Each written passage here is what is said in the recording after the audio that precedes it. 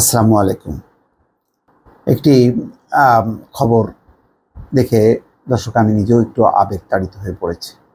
কুমিল্লায় শিশু ধর্ষক গ্রেপ্তার, ঘটনার লোমহর্ষক বর্ণনা দিতে গিয়ে কাঁদলেন র্যাব কর্মকর্তা। নিঃসন্দেহে যে ঘটনাটি ঘটেছে সেটি খুবই মর্মান্তিক। তবে এই ঘটনায় যে র্যাবের কর্মকর্তা কাঁদলেন, এটা আরও আমাকে আবেগ আপ্লুত করেছে।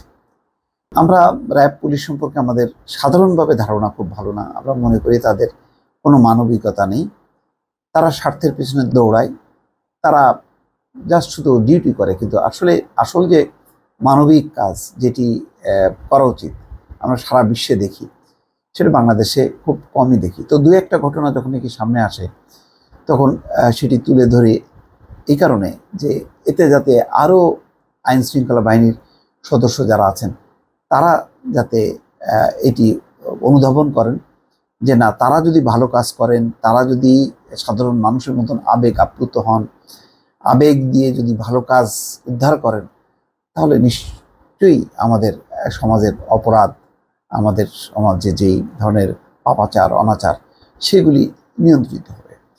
তেমনই একটি ঘটনা ঘটেছে দর্শক কুমিল্লাতেই, যেটি আমি শুরুতেই বললাম।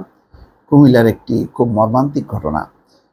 ঘটনাটা হলো এই যে কুমিল্লার সদর দক্ষিণ উপজেলায় শিশুকে ধর্ষণের পর হত্যার অভিযোগে ঘাতক মফিজুল ইসলামকে গ্রেপ্তার করেছে পুলিশ। গত বুধবার র্যাব 11 কুমিল্লা কার্যালয়ে সাংবাদিকদের এক প্রেস ব্রিফিংয়ে এই তথ্য জানানো হয়। এই সময় র্যাব 11-র পরিচালক তানভীর মাহমুদ পাশা ঘটনার বর্ণনা দিতে গিয়ে আবেগ তাড়িত হয়ে পড়েন। পরে কান্না জড়িত কণ্ঠে লোমহর্ষক ঘটনার বর্ণনা দেন। এ সময় উপস্থিত অনেক সাংবাদিককেও আবেগ আপ্লুত হতে দেখা যায়। এটাও ভালো লেগেছে, সাংবাদিকরাও যদি একটু আবেগ আপ্লুত হন।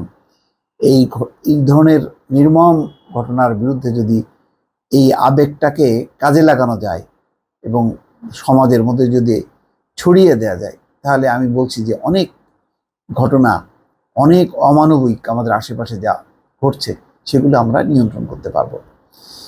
গত 29শে এপ্রিল সোমবার কুমিল্লার সদর দক্ষিণ উপজেলার গলিয়ারা উত্তর ইউনিয়নের খিলপাড়া গ্রামের মধ্যপ্রাচ্য প্রবাসী জাকির হোসেন কালনের একমাত্র কন্যা সন্তান তৃতীয় শ্রেণীর শিক্ষার্থীকে ধর্ষণ শেষে নির্মমভাবে হত্যা করে ধান খেতে ফেলে রেখে হত্যাকারী পালিয়ে যায়।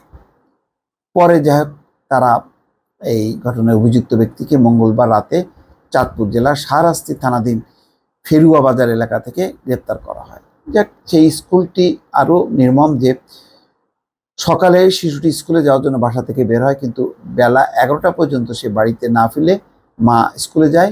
সেখানে মেয়ের কোনো হদিস না পেয়ে ফেরার পথে শিশুটির সহপাঠীর কাছে জানতে পারেন সে স্কুল শেষে বাড়ি চলে গেছে।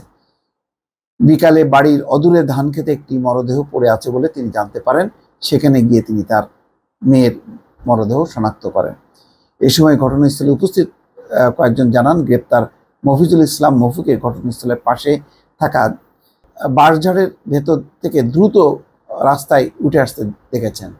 গ্রেপ্তারকৃত আসামিকে জিজ্ঞাসাবাদে জানা যায় নিহত শিশুটিকে সে চিনত। এই সুযোগে 29শে এপ্রিল সকালে ঘটনাস্থলের পাশের রাস্তায় ওত পেতে থাকে। শিশুটি ঘটনাস্থলের কাছাকাছি পৌঁছালে মফু তাকে রাস্তার পাশের ধানি জমিতে নিয়ে গিয়ে ধর্ষণ করে। এক পর্যায়ে শিশুটি চিৎকার করার চেষ্টা করলে মফু তার মুখ ও গলা চেপে ধরে।